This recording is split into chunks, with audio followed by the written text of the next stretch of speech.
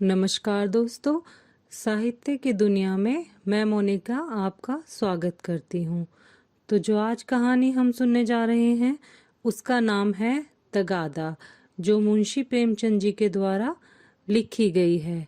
कहानी सुनने से पहले एक निवेदन, अगर आपको हमारे चैनल पर पढ़ी गई कहानियाँ पसंद आती हैं तो कृपया कर हमारे चैनल को सब्सक्राइब करें, कहानी को लाइक करें, शेयर करें और कमेंट बॉक्स में कमेंट लिखकर अपने अमूल्य सुझाव हमें दें।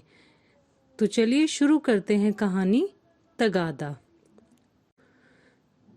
सेठ चेतराम ने स्नान किया, शिवजी को जल चढ़ाया, 2 दाने मिर्च चबाए, 2 लोटे पानी पिया और सोटा लेकर तगादे पर चले। सेठ जी की उम्र कोई 50 की थी। सिर के बाल झड़ गए थे और खोपड़ी ऐसी साफ सुथरी निकल आई थी जैसे उसर खेत। आपकी आंखें थी तो छोटी लेकिन बिल्कुल गोल। चेहरे के नीचे पेट था और पेट के नीचे टांगे, मानो किसी पीपे में 2 मेखें गाड़ दी गई हों। लेकिन यह खाली पीपा न था, इसमें सजीवता और कर्मशीलता कूट कूट कर भरी हुई थी।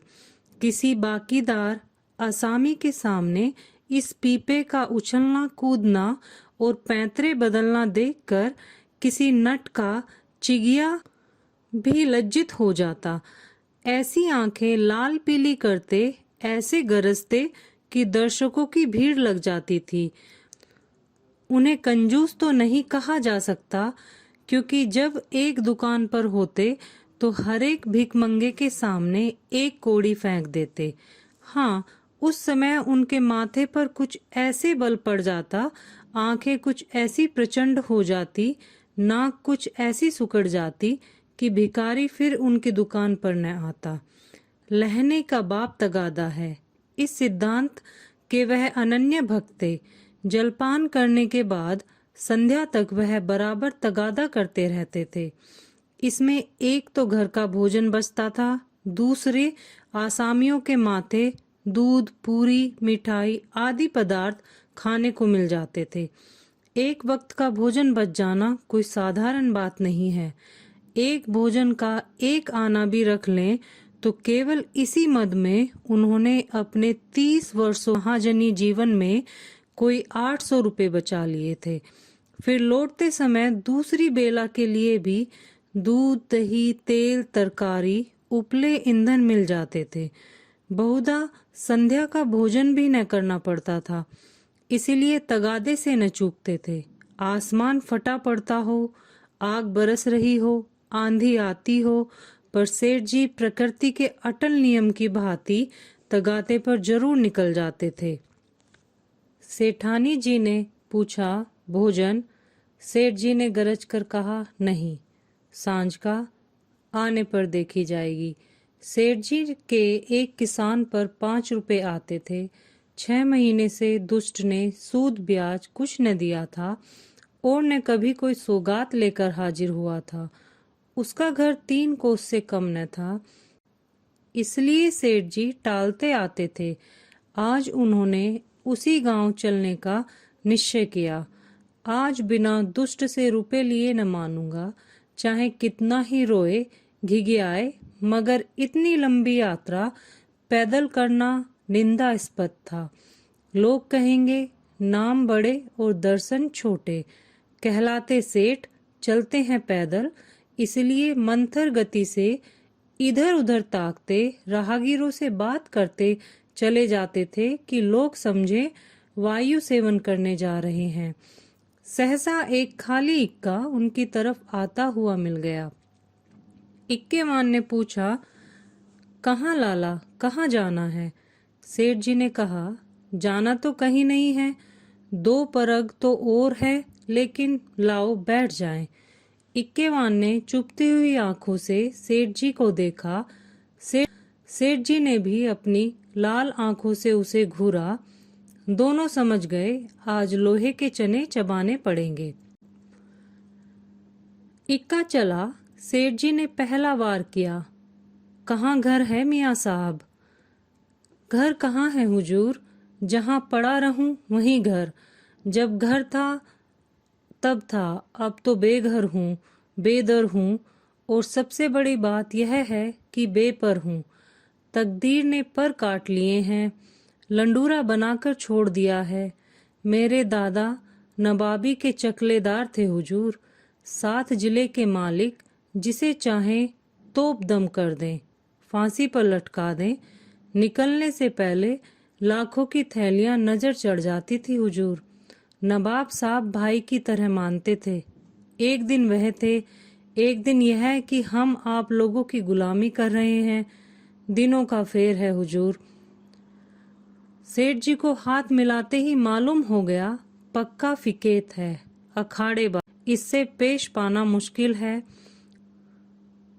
पर अब तो कुश्ती बंद गई है, अखाड़े में उतर पड़े हैं। बोले तो यह कहो कि बादशाही घराने के हो। यह सूरत ही गवाही दे रही है। दिनों का फेर है भाई, सब दिन बराबर नहीं जाते। हमारे यहाँ लक्ष्मी को चंचला कहते हैं, बराबर चलती रहती है। आज मेरे घर है, कल तुम्हारे घर। तुम्हारे दादा ने रुपए तो खूब छोड़े होंगे। इक्के वाला, अरे सेठ, उस दौलत का कोई हिसाब न था। न जाने कितने तहखाने भरे हुए थे। बोरों में सोने चांदी के डले रखे हुए थे। जवाहरात टोकरियों में भरे पड़े थे।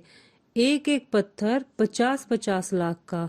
चमक दमक ऐसी कि चिराग मात। मगर तकदीर भी तो कोई चीज है। इधर दादा का 40वां हुआ, उधर नवाबी बुर्द हुई। सारा खजाना लुट गया।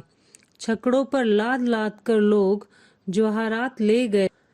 फिर भी घर में इतना बचा रह गया कि अब्बा जान ने जिंदगी भर ऐश किया। ऐसा ऐश किया कि क्या कोई भकवा करेगा। 16 कहारों के सुखपाल पर निकलते थे। आगे पीछे चौबदार दौड़ते चलते थे। फिर भी मेरी गुजर भर को उन्होंने बहुत छोड़ा।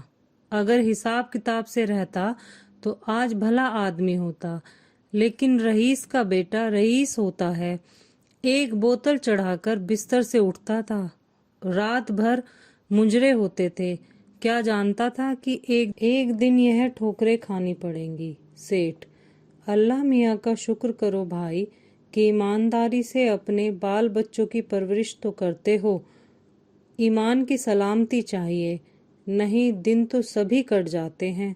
दूध रोटी खाकर कटे तो क्या, सूखे चने खाकर कटे तो क्या, बड़ी बात तो ईमान है।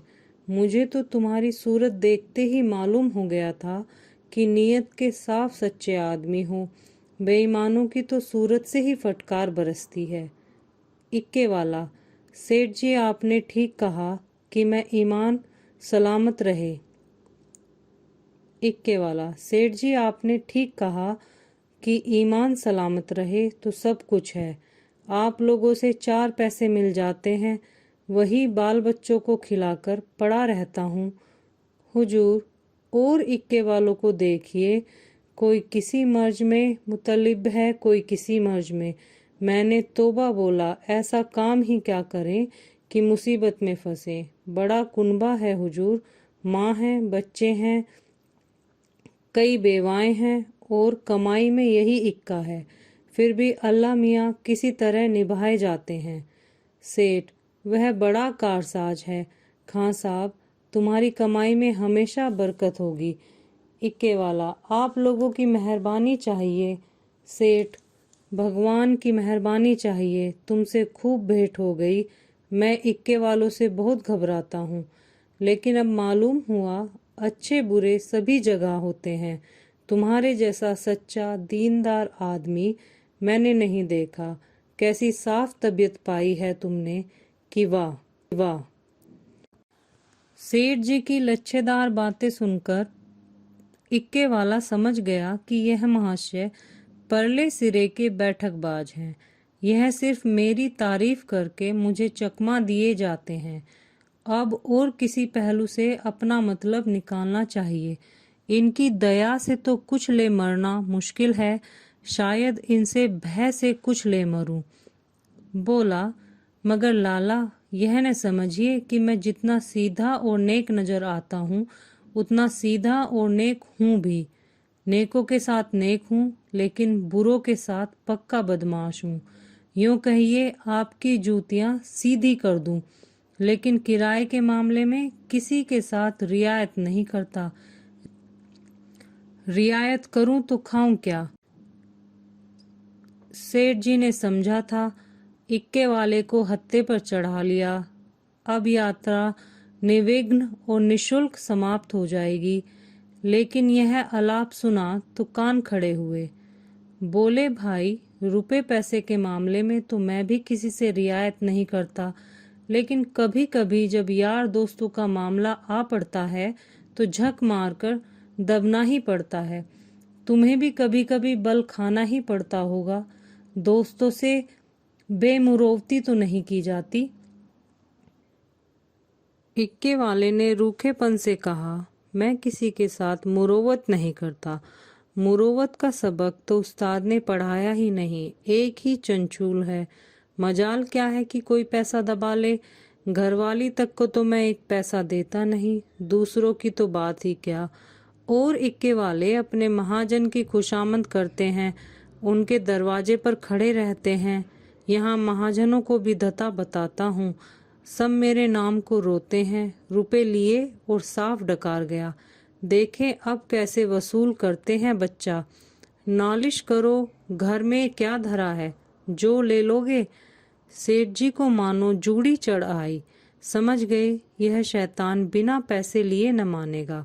जानते कि यह विपत्ति गले पड़ेगी तो भूलकर भी इक्के पर पाँव न रखते। इतनी दूर पैदल चलने में कौन पैर टूट जाते थे। अगर इस तरह रोज पैसे देने पड़े तो फिर लेन देन कर चुका। सेठ जी भक्त जीव थे। शिव जी को जल चढ़ाने में जब से होश संभाला एक नागा भी न किया। क्या भक्त वत्सल शंकर भगवान इस अवसर पर मेरी सहायता न करेंगे? इष्ट देव का सुमिरन करके बोले, खां साहब, और किसी से चाहे न दबो, पर पुलिस से तो दबना ही पड़ता होगा। वह तो किसी के सगे नहीं होते। इक्के वाले ने कहा मारा, कभी नहीं। उनसे उल्टे और कुछ न कुछ वसूल करता हूँ। जहाँ कोई शिकार मिला झट सस्ते भाड़े बैठाता हूँ और थाने पर पहुँचा देता हूँ। किराया भी मिल जाता है और इनाम भी। क्या मजाल कि कोई बोल सके, लाइसेंस नहीं लिया आज तक। मजे में सदर में इक्का दौड़ाता फिरता हूँ, कोई साला चू नहीं कर सकता। मैले ठेले में अपनी खूब बन आती है। अच्छे अच्छे माल चुनकर कोतवाली पहुंचाता हूँ। वहाँ कौन किसी की दाल गलती है। जिसे चाहे रोक लो। 1 दिन 2 दिन 3 दिन 20 बहाने हैं। कह दिया, शक था कि यह औरत को भगाए लिए जाता था। फिर कौन बोल सकता है। साहब भी छोड़ना चाहें तो नहीं छोड़ सकते। मुझे सीधा न समझिएगा, एक ही हरामी हूँ। सवारियों से पहले किराया तय नहीं करता, ठिकाने पर पहुंचकर 1 के 2 लेता हूँ। जरा भी ची चपड़ किया तो आस्तीन चढ़ा पैंतरे बदलकर खड़ा हो जाता हूँ। फिर कौन है जो सामने ठहर सके। सेठ जी को रोमांच हो आया। हाथ में एक सोटा तो था, पर उसका व्यवहार करने की शक्ति का उनमें अभाव था। आज बुरे फंसे। न जाने किस मनहूस का मुंह देखकर घर से चले थे। कहीं यह दुष्ट उलझ पड़े तो 10-5 दिन हल्दी सोंठ पीना पड़े। अब से भी कुशल है, यहाँ उतर जाऊं तो बच जाए, वही सही। भीगी बिल्ली बनकर बोले, अच्छा अब रोक लो खां साहब, मेरा गांव आ गया है, बोलो तुम्हें क्या दूं। इक्के वाले ने घोड़ी को एक चाबुक और लगाया और निर्दयता से बोला, मजूरी सोच लो भाई, तुमको न बैठाया होता तो 3 सवारियां बैठा लेता। 3 4 आने भी देती तो 12 आने हो जाते। तुम 8 आने ही दे दो। सेठ जी की बधिया बैठ गई। इतनी बड़ी रकम उन्होंने उम्र भर इस मद में नहीं खर्च की। इतनी सी दूर के लिए इतना किराया वह किसी तरह न दे सकते थे। मनुष्य के जीवन में एक ऐसा अवसर भी आता है जब परिणाम की उसे चिंता नहीं रहती। सेठ जी के जीवन में यह ऐसा ही अवसर था।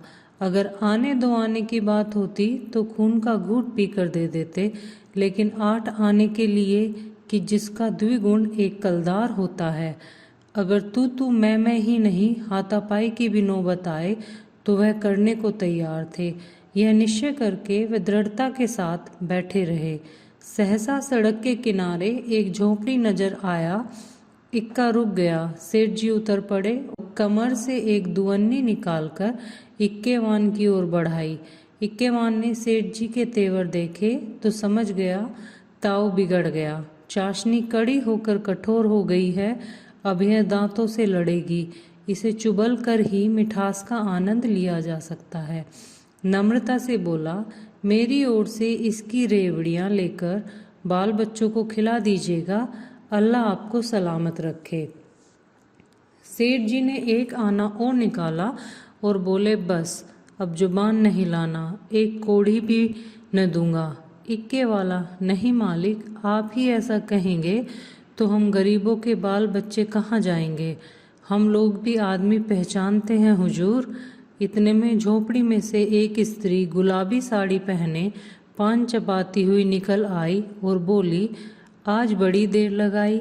यकायक सेठ जी को देखकर, अच्छा, आज लाला जी तुम्हारे इक्के पर थे, फिर आज तुम्हारा मिजाज काहे को मिलेगा? एक चेहरे शाही तो मिली ही होगी, इधर बढ़ा दो सीधे से। यह कहकर वह सेठ जी के समीप आकर बोली, आराम से चरपैया पर बैठो लाला, बड़े भाग थे कि आज सवेरे सवेरे आपके दर्शन हुए। उसके वस्त्र मंद मंद महक रहे थे। सेठ जी का दिमाग ताजा हो गया। उसकी ओर कनखियों से देखा और चंचल, बाकी कटीली, तेज तर्रार थी। सेठानी जी की मूर्ति आंखों के सामने आ गई। भद्दी, थल पिल पैरों में बिवाई फटी हुई, कपड़ों से दुर्गंध उड़ती हुई। सेठ जी नाम मात्र को भी रसिक न थे, पर इस समय आंखों से हार गए। आंखों को उधर से हटाने की चेष्टा करके चारपाई पर बैठ गए। अभी कोस भर की मंजिल बाकी है, इसका ख्याल ही न रहा। स्त्री एक छोटी सी पंखिया उठा लाई और सेठ जी को झलने लगी। हाथ की प्रत्येक गति के साथ सुगंध का एक झोंका आकर सेठ जी को उन्मत्त करने लगा। सेठ जी ने जीवन में ऐसा उल्लास कभी अनुभव नहीं किया था। उन्हें प्राय सभी घृणा की दृष्टि से देखते थे। चोला मस्त हो गया। उसके हाथ से पंखियां छीन लेनी चाही। तुम्हें कष्ट हो रहा है, लाओ मैं झल लूं। यह कैसी बात है लाला जी, आप हमारे दरवाजे पर आए हैं, क्या इतनी खातिर भी न करने दीजिएगा? और हम किसी लायक हैं? अब तो बहुत देर हो गई, कहाँ जाइएगा? सेठ जी ने पापी आंखों को फेर कर और पापी मन को दबाकर कहा, यहाँ से थोड़ी दूर पर एक गांव है, वहां जाना है। सांझ को इधर ही से लौटूंगा। सुंदरी ने प्रसन्न होकर कहा, तो फिर आज यहीं रहिएगा, सांझ को फिर कहाँ जाइएगा? एक दिन घर के बाहर की हवा भी खाइए, फिर न जाने कब मुलाकात होगी। इक्के वाले ने आकर सेठ जी के कान में कहा, पैसे निकालिए तो दाने चारे का इंतजाम करूं।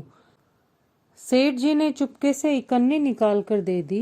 इक्के वाले ने फिर पूछा, आपके लिए कुछ मिठाइयाँ लेता हूँ? यहाँ आपके लायक मिठाई तो क्या मिलेगी? हाँ, मुंह मीठा हो जाएगा। सेठ जी बोले, मेरे लिए कोई जरूरत नहीं है। हाँ, बच्चों के लिए यह 4 आने की मिठाई लिवाते आना। चवन्नी निकालकर सेठ जी ने उसके सामने ऐसे गर्व से फेंकी मानो इसकी उनके सामने कोई हकीकत नहीं। सुंदरी के मुंह का भाव तो देखना चाहते थे, पर डरते थे कि कहीं वह यह न समझ ले कि लाला चवन्नी क्या दे रहे हैं, मानो किसी को मोल ले रहे हैं। इक्के वाला चवन्नी उठाकर जा ही रहा था कि सुंदरी ने कहा, सेठ जी की चवन्नी लौटा दो। लपक कर उठा ली, शर्म नहीं आती?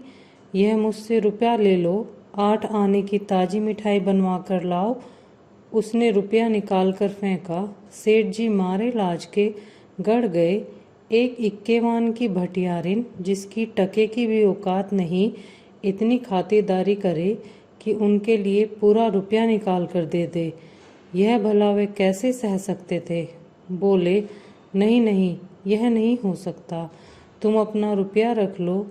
रसिक आंखों को तृप्त करके, मैं रुपया दिए देता हूँ, यह लो 8 आने की ले आना।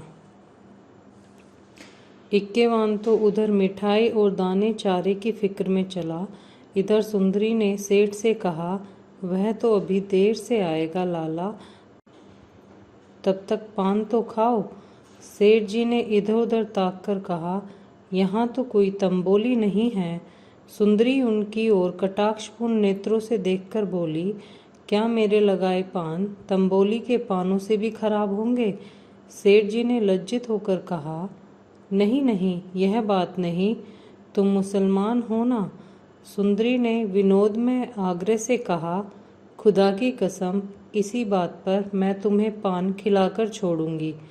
यह कहकर उसने पानदान से एक बीड़ा निकाला और सेठ जी की तरफ चली। सेठ जी ने 1 मिनट तक तो हाँ हाँ, फिर दोनों हाथों से बढ़कर उसे हटाने की चेष्टा की, फिर जोर से दोनों होठ बंद कर लिए, पर जब सुंदरी किसी तरह न मानी तो सेठ जी अपना धर्म लेकर बेतहाशा भागे। सोटा वहीं चारपाई पर रह गया। 20 कदम पर जाकर आप रुक गए और हाँफ कर बोले, देखो, इस तरह किसी का धर्म नहीं लिया जाता। हम लोग तुम्हारा छुआ पानी भी पी लें तो धर्म भ्रष्ट हो जाए। सुंदरी ने फिर दौड़ाया। सेठ जी फिर भागे।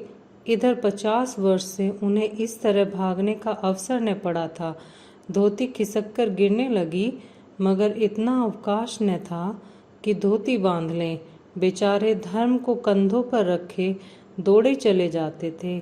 न मालूम कब कमर से रुपये का बटुआ खिसक पड़ा। जब एक 50 कदम पर रुके, फिर धोती ऊपर उठाई तो बटुआ नदारद।